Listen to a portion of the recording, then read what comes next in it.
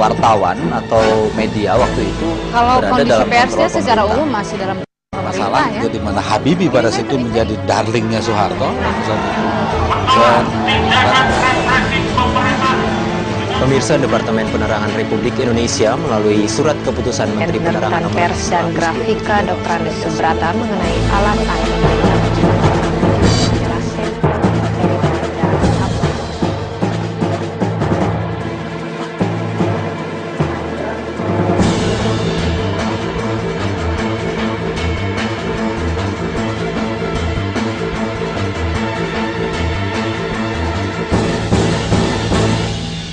Pembatalan SYUP untuk majalah Tempo dan Editor serta Mingguan Detik oleh pemerintah diumumkan oleh Direktur Jenderal Pembinaan Pers dan Grafika Departemen Penerangan RI Subrata. Bahwa langkah penertiban ini terpaksa diambil dalam rangka pembinaan dan pengembangan pers nasional yang sehat, bebas, dan bertanggung jawab berdasarkan Pancasila dan Undang-Undang Dasar 45 dan demi kepentingan terbinanya stabilitas nasional di negara Republik Indonesia.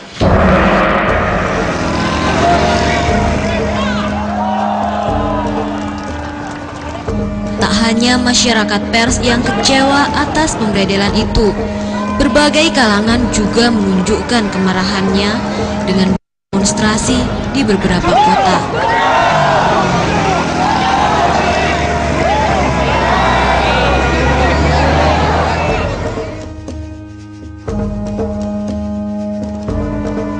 Menyatakan sikap menolak tindakan represif pemerintah dengan memberangus kebebasan pers. ya karena Detik selalu menyuarakan apa yang kita rasakan, yang hidup dan tumbuh di masyarakat. Sebagai pimpinan redaksi pada saat itu memang saya sering sekali dipanggil menghadap Depen, kemudian lembaga otoritas negara. Tapi itu kita hadapi saja sampai satu saat memang pada saat itu di mana ya masalah kapal Jerman itu ya yang bermasalah gitu, di mana Habibie pada saat itu menjadi darlingnya Soeharto waktu saat itu, dan serangan terhadap Habibie ini merupakan indikasi di mana sebentar lagi sudah mengarah ke Soeharto. Oleh karenanya dianggap ini sudah terlalu melampaui batas ya. Padahal Penekanan terhadap pers tak hanya berhenti sampai di sini.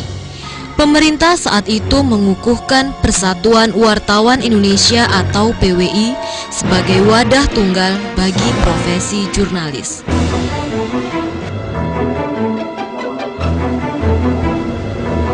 Beberapa jurnalis yang kecewa dengan sikap pemerintah memulai gerakan bawah tanah untuk memperjuangkan kebebasan pers. Perjuangan bawah tanah itu salah satunya menerbitkan Suara Independen, terbitan kritis yang mendobrak kebuntuan informasi. Pertama, bahwa kita mendapati fakta wartawan atau media waktu itu berada dalam kontrol pemerintah.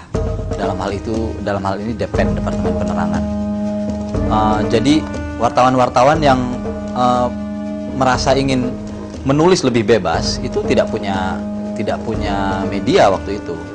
Nah, makanya Independen ini dibuat salah satunya untuk mengalirkan atau menerima limpahan-limpahan berita-berita yang tidak bisa dimuat di media-media mainstream waktu itu.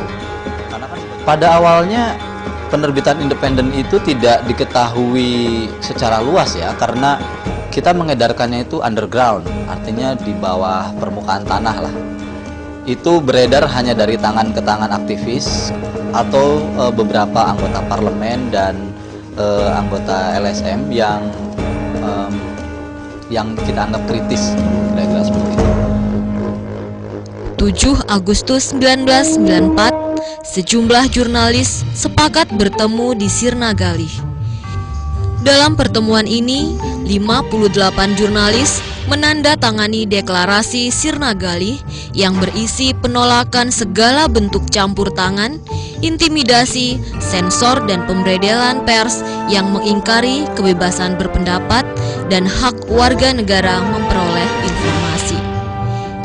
Mereka juga memproklamirkan Aliansi Jurnalis Independen atau AJI sebagai salah satu wadah perjuangan pers Indonesia. Kami waktu itu masih muda-muda dan merasa bahwa pemberedaran itu tentu saja tidak adil, satu, kedua juga tidak baik untuk profesionalitas jurnalisme.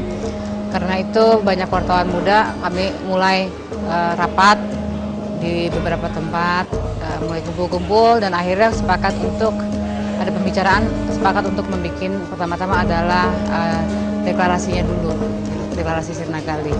Lancar karena dilalui oleh satu proses brainstorming yang panjang bahwa tidak semua orang punya keberanian untuk ikut tanda tangan. Berita-berita yang tidak bisa dimuat di media-media mainstream waktu itu. Pada awalnya penerbitan independen itu tidak diketahui secara luas ya, karena kita mengedarkannya itu underground, artinya di bawah permukaan tanah lah. Itu beredar hanya dari tangan ke tangan aktivis. Kemudian memang secara taktis tidak perlu semua orang menjadi martir melakukan aksi kamikase, karena kami tahu bahwa kami akan dipecat dan seterusnya, sehingga hanya ada sekitar 55 orang yang tidak peduli dengan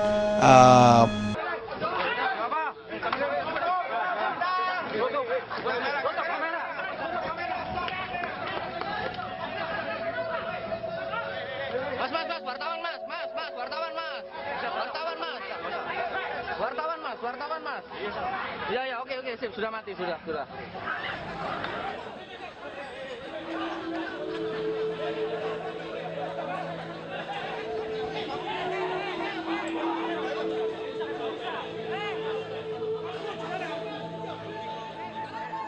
Preman yang bergerombol di sekitar lokasi pun ikut-ikutan memukuli peserta pawai dan mencoba merampas atribut Haluntafa. Gatot yang berusaha mempertahankan spanduk diinjak-injak dan dipukuli.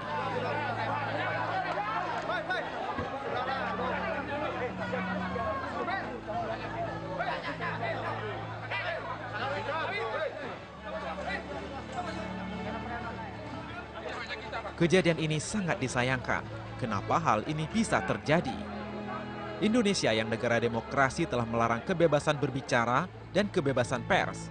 Saya tadi bertugas seperti biasa, Mas. Saya nyuting di saat ada beberapa teman dari Falun Gong yang dibawa ke atas truk kan. Nah, di situ ada satu polisi atau siapa, dia tiba-tiba mukul.